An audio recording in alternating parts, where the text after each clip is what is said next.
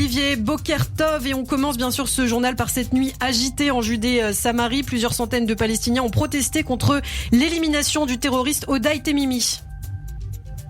Boker Tov, Ilana, oui, il s'agit du terroriste qui avait tué la jeune soldate de 20 ans, Noa Lazar, et commis l'attaque terroriste mercredi dans la ville de Malé Adoumim, près de Jérusalem.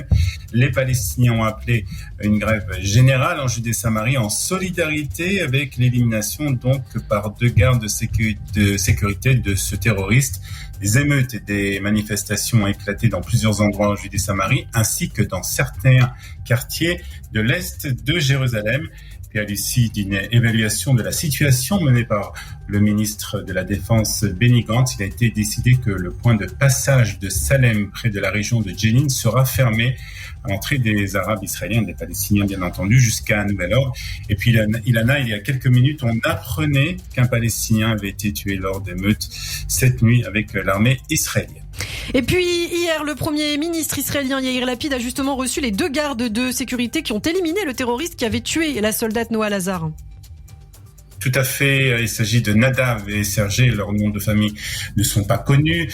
Ils ont raconté au Premier ministre l'attaque et leur rencontre surtout avec le terroriste Odaï Temimi qui avait donc, comme vous l'avez dit, tué la soldate israélienne Noa Lazar au poste de contrôle de Chouafat et grièvement blessé un autre garde de sécurité avant de s'enfuir indemne. Vous avez neutralisé un assassin et un assassin continue à assassiner jusqu'à ce qu'on l'arrête.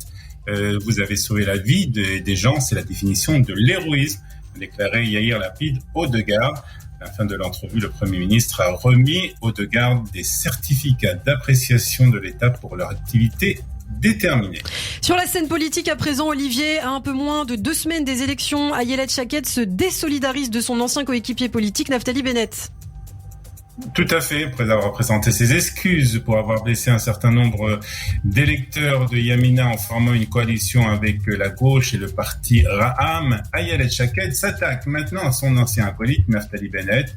Dans une interview donnée hier soir à la chaîne 12, elle déclare « Bennett a offert le pouvoir à Lapid sur un plateau d'argent et a torpillé la formation d'un gouvernement de droite. Je me suis battu seul sur tout ce qui est important pour la droite.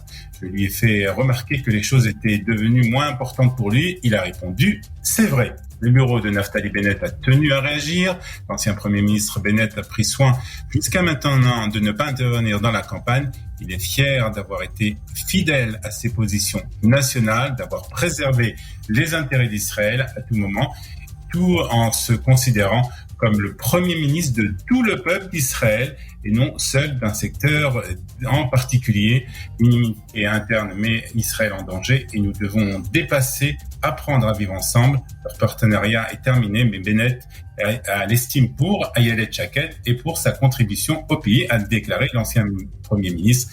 Il semble, Ilana, que les chemins politiques d'Ayelet Shaked et de Naftali Bennett soient définitivement séparés. Au chapitre diplomatique, Yair Lapid s'est par ailleurs entretenu hier soir avec le chef de la diplomatie ukrainienne. Tout à fait. Yair Lapid a été informé par le ministre ukrainien, des derniers développements. Une petite coupure avec vous, Olivier Granilik. Est-ce que vous nous entendez? Est-ce que vous êtes là? Oui, je vous entends, Ilana. Yair Lapid a été informé par le ministre ukrainien des derniers développements de la guerre en Ukraine et a rappelé qu'Israël se tenait et continuera à se tenir aux côtés du peuple ukrainien.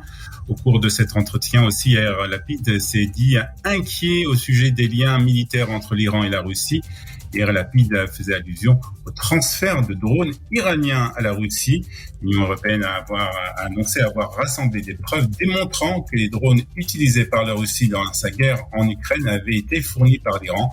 Mercredi à l'ONU, la Russie et l'Iran ont fermement démenti toute fourniture par Téhéran de drones armés à Moscou dans sa guerre en Ukraine.